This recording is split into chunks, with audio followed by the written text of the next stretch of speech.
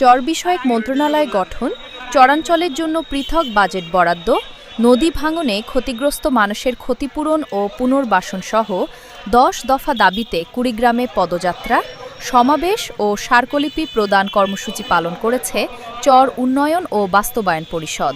মঙ্গলবার কুড়িগ্রাম শহরের ঘোষপাড়াস্থ সিংহ চত্বর থেকে সংগঠনের উদ্যোগে একটি পদযাত্রা বের হয়। পদযাত্রাটি শহরের বিভিন্ন সড়ক প্রদক্ষিণ শেষে জেলা প্রশাসকের কার্যালয় চত্বরে গিয়ে শেষ হয়। পরে সেখানে এক সমাবেশ অনুষ্ঠিত হয়। সমাবেশ শেষে জেলা প্রশাসকের মাধ্যমে প্রধানমন্ত্রীর কাছে স্মারকলিপি প্রদান করা হয়।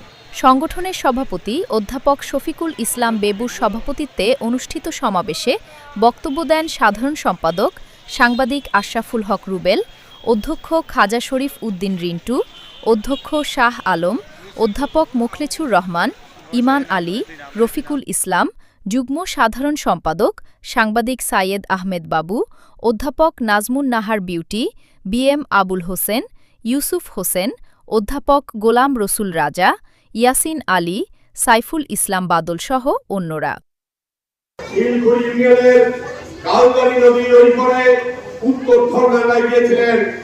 সেখানে সীমান্ত কিন্তু মাত্র ১ কিলোমিটার।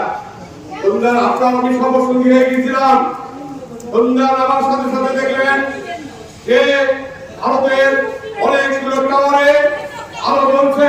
আপনি আমাকে বলছেন যে কিসের আলো? আমি বলেছিলাম এগুলো হচ্ছে ভারতের বিএসএফ এর সেই টাওয়ারগুলো। তাহলে বুঝতে পারছেন, আপনি যেখানে গিয়েছেন সেখান থেকে ভারত সীমান্ত মাত্র ১ কিলোমিটার। আর নদী ভাঙতে ভাঙতে এখন আমরা সর্বসন্ত দিকে সেই শিবঘড়িকে উত্তর ধরবে না।